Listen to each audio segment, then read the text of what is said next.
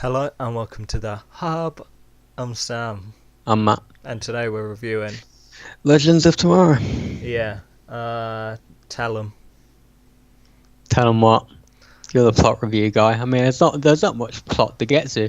I don't. Is this like circus dude meant to be someone that I just don't know? That is a like real world person. He's not like a comic character. He's like right. No, that's what I mean. I figured he's some real life guy that I have never heard of. yeah, just Wikipedia him. I sure won't. I wonder if it was Billy Zane's decision to have a hairpiece or whether they were just. Oh my god! Was he actually Billy Zane? Yeah. I didn't look it up, but I was like, is that Billy Zane? But his hair went in the 90s. And what's he doing this for? I mean, I'm sure his career went great, but good god. Then again, the other Titanic guy was in this. And that was the best scene. That was the best bloody scene in the show. The Easter egg where it's like, oh, I'd shoot the guy whoever built it, and I was like, oh yeah, you built it. Go on then. Yeah. Go do God's work. Yeah, I don't know. If I was Billy Zane though, I'd shop myself around for TV because you got to figure he'd be in like high demand. No. Billy Zane, Titanic was 20 years ago. Yeah, but still, I'd be like, I'm Billy Zane. Come on. Yo, let's go get the Phantom. Like a good guy. I hope things work out for him, but let's face it.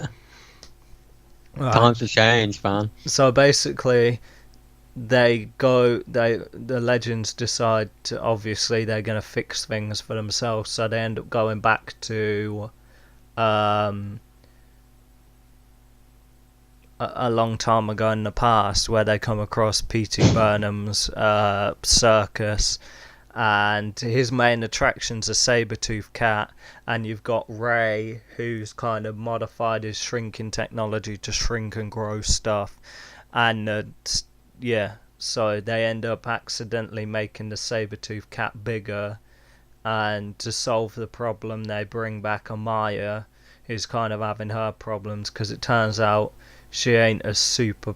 I'm sitting here and I'm thinking to myself, like, is that gonna, like, her thing with her losing control of her powers? Because I thought, oh, she's super powerful, she's getting the job done, but it turns out, like, she's losing control. That's why she mullered all those people last episode. And I was just like, it would have been cooler if she didn't lose control. But yeah, and I wonder if that's like a purpose thing, like something linked to a necklace is kind of thrown out of balance, which means she can't control it as much. Maybe. I didn't think about it that much.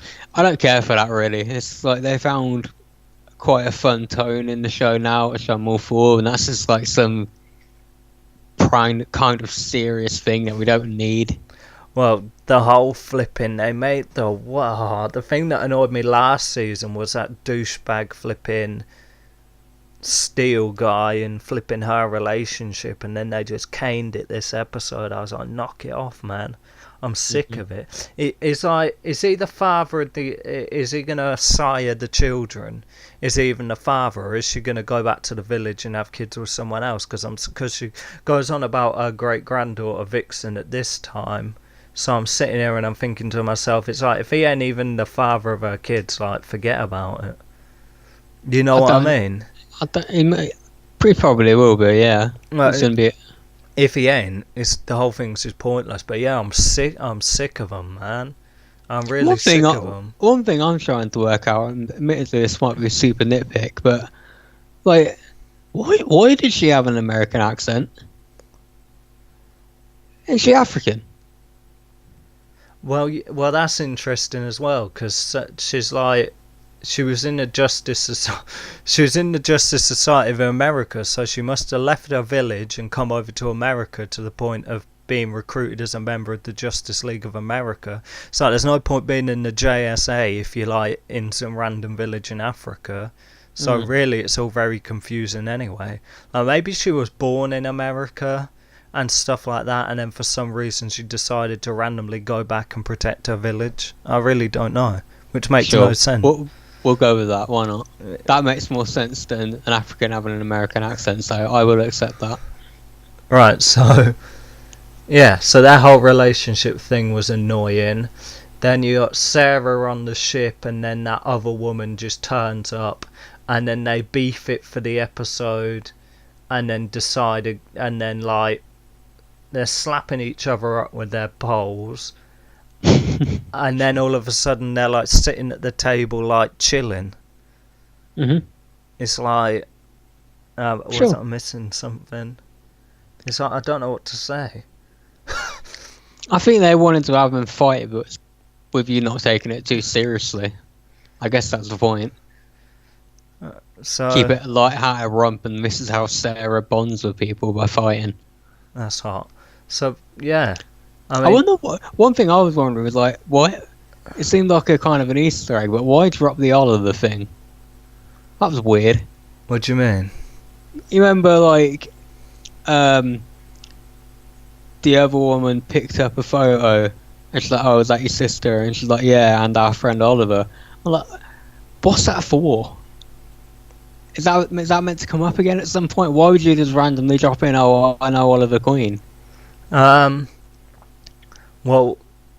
why would she have a picture of her sister with Oliver? I don't know. I don't get what the point was. I don't know either. Maybe they're gonna. Maybe they're just reminding us that it's all that, like, oh yeah, by the way, it's connected to everything else. Maybe it was one of them things. Maybe. You know what? Maybe like the Flash did in their episode with the newspaper, like, oh, by the way, you know what I mean. But everyone knows that anyway. Yeah. It's a strange one. It really is a strange one. If it was like, oh, what's this picture of? And it's like, oh, that's my friend Bruce, or that's my friend Clark, you'd be like, oh, cool. But that's my friend Oliver. It's like, oh, okay, we know. I got a random picture. Maybe that's the only picture of her sister that she has, and it just happens Oliver's in there as well. I don't know. It's pointless. So yeah, they're at the circus, and I guess they've got to kind of get out of the circus. So blah blah blah blah blah. They manage it, and really the kind of point of interest again is this Mallus guy, who the woman skated around again, and then like in the because I wanted to see who he is, because I don't know who he is, so I was like, oh, who's this guy then?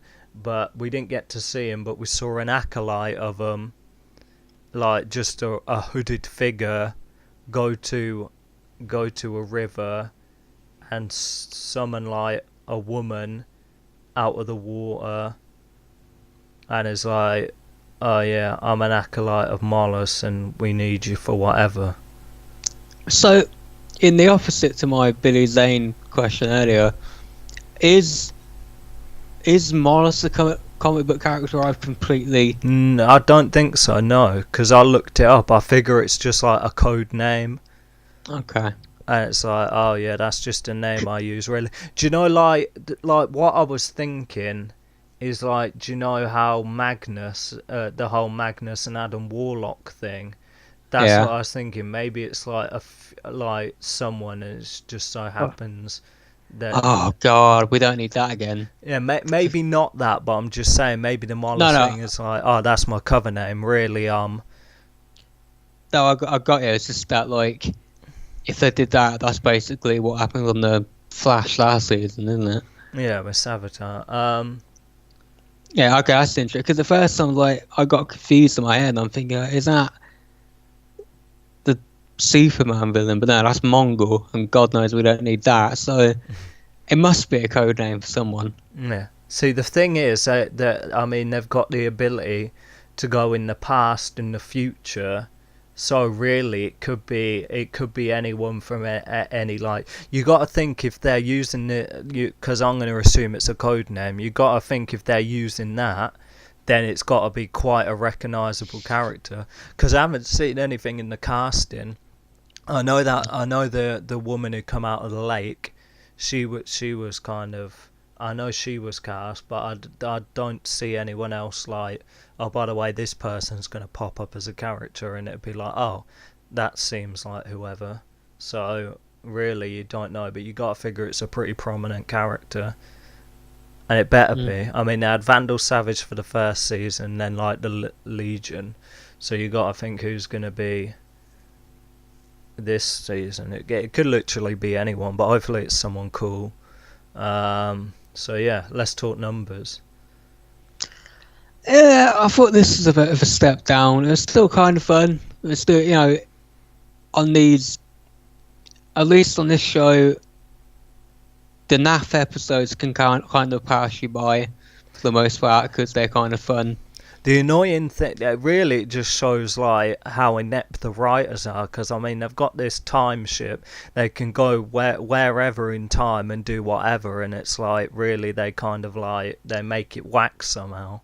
Yeah, I just wasn't into the whole villain thing. The Billy saying, "Oh, we've got two of them now. We've got the other two," and yeah, who cares? Really, you know what I mean? It's a free. I'd rather see them fight someone interesting. Exactly, like, oh, we're just going to put you in a cell for half an episode, then you're going to escape. It's like, you know what I mean, if they were there for weeks or whatever, I mean, and they've got these anachronisms, so anyone who's anyone can pop up, and it's like, they make half the episode about flipping him crying, I mean, there was a Man of Steel Easter egg, turn into the Man of Steel, that's a cool one, I'll write that down. It's like, yeah, we had that, but I mean, it was just the prominent thing was him crying in the bar. It's like I don't want to hear about it. Look, I don't want to hear about it. I'm all for the comedy, and I'm all for them sucking at their job and falling headfirst somehow into fixing it. That's fine. It's just taking on someone a bit interested. Look, you can do Caesar for a week, that's all right, but then follow them up with someone they can actually fight, not some glorified circus dude. Exactly. I mean, how can the episode be funny if half the episode's flipping Steel crying over his bitch? Mm-hmm. You know what I mean? It just drags it down. Then it's just like, oh, Iris and Barry, Felicity and I love her. And by the way, also, like, when Amaya left, how long was he out trying to get donuts? She packed all her stuff and disappeared without a trace. Maybe she like used the amulet to like ostrich powers and super speed sped and did it. I don't know. It's how did she get back in time? I don't know. That's a question I would have. Weren't they in modern times? And then like she just decided in spur of the moment, now I'm going to go back to the 40s. Yeah. How she manage that? Don't know. Okay. You know what I mean. It's just one of them things. Maybe they thought it's so dreary and boring you ain't gonna think of those details because you're gonna be too wound up. 6. Wow, really? What, that low? Yeah, I'm sick of them talking about their I'm sick. Like, this is the show that you don't need that relationship stuff. It should be friendship, and there's nothing wrong with that. You know what I mean? They feel like they have to do it. It's like you really don't. The whole friendship thing's way good. They do have to do it though. It's just CW. Yeah, they need to knock it off. Yeah, so 6. Your thoughts? Fair dues. I mean, I don't know what number I'll get. 7. You know, it was, like I said, it kind of passed me by.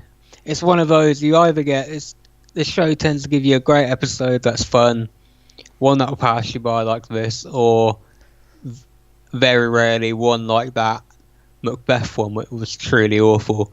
I don't think this is one of them. It's King Arthur one, you mean?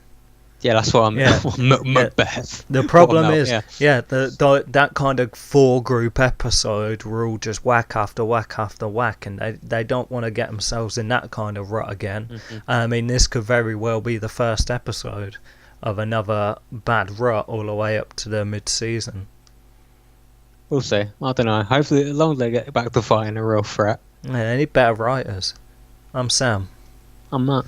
And we'll see you next time on the Superhero Hub.